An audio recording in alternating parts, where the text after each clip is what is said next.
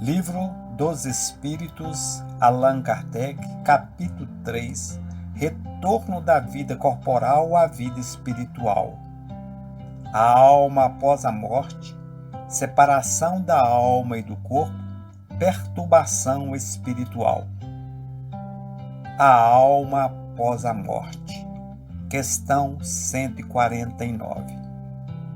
Em que se torna a alma logo após a morte? Volta a ser espírito, ou seja, retorna ao mundo dos espíritos que havia deixado temporariamente. Questão 150. A alma, após a morte, conserva sua individualidade? Sim, nunca perde. O que seria ela se não a conservasse? Questão 150A. A alma continua a ter a sua individualidade, uma vez que não possui mais seu corpo material. Ela ainda tem o fluido que lhe é próprio, tomado da atmosfera de seu planeta e que representa a aparência de sua última encarnação, seu perispírito. Questão 150b. A alma nada leva consigo deste mundo? Nada mais que a lembrança e o desejo de ir para um mundo melhor. Essa lembrança é cheia de doçura ou amargura, de acordo com o emprego que fez da vida. Quanto mais pura, mais compreende a futilidade do que deixa na terra. Questão 151.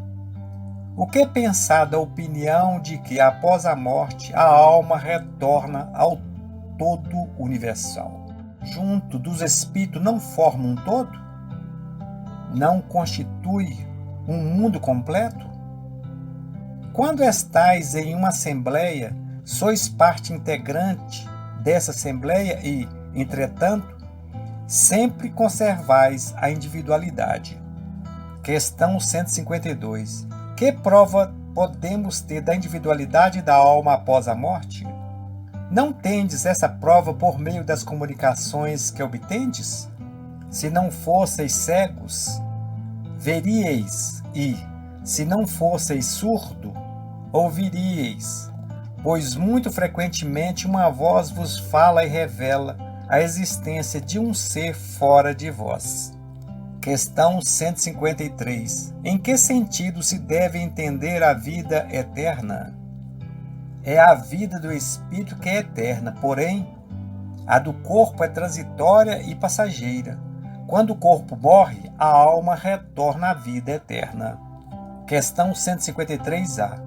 Não seria mais exato chamar a vida eterna a vida dos espíritos puros, aqueles que, tendo atingido o grau de perfeição, não têm mais prova para suportar? Isso é, antes, a felicidade eterna. Porém, mais uma vez, é uma questão de palavras. Chamai as coisas como quiserdes, contando que vós entendais. Separação da alma e do corpo. Questão 154. O corpo ou a alma sente alguma dor no momento da morte?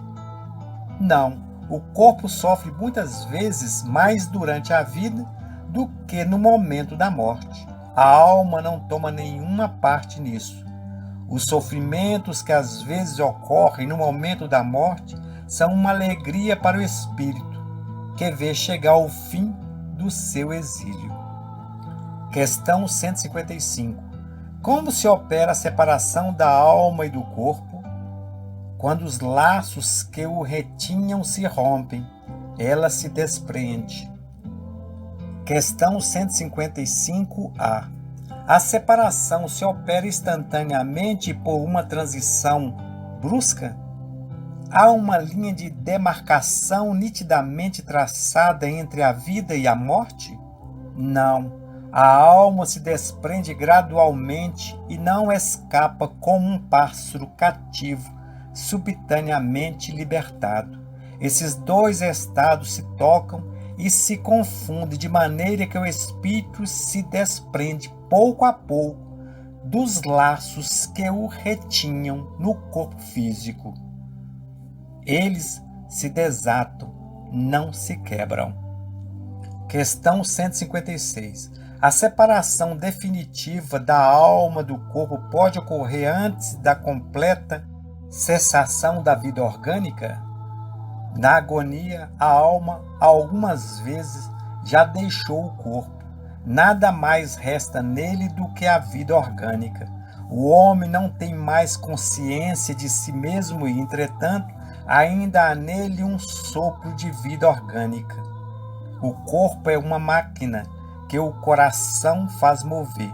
Existe enquanto o coração faz circular o sangue em suas veias e não tem necessidade da alma para isso. Questão 157.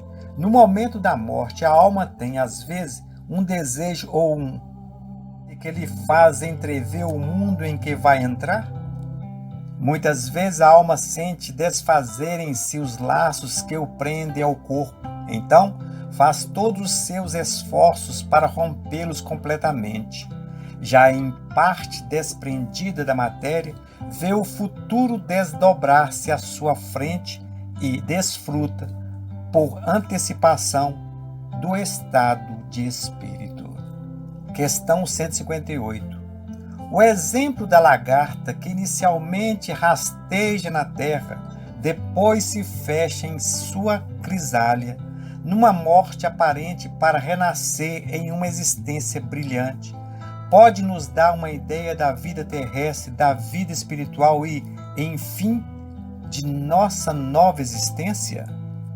Uma ideia imperfeita, mas a imagem é boa.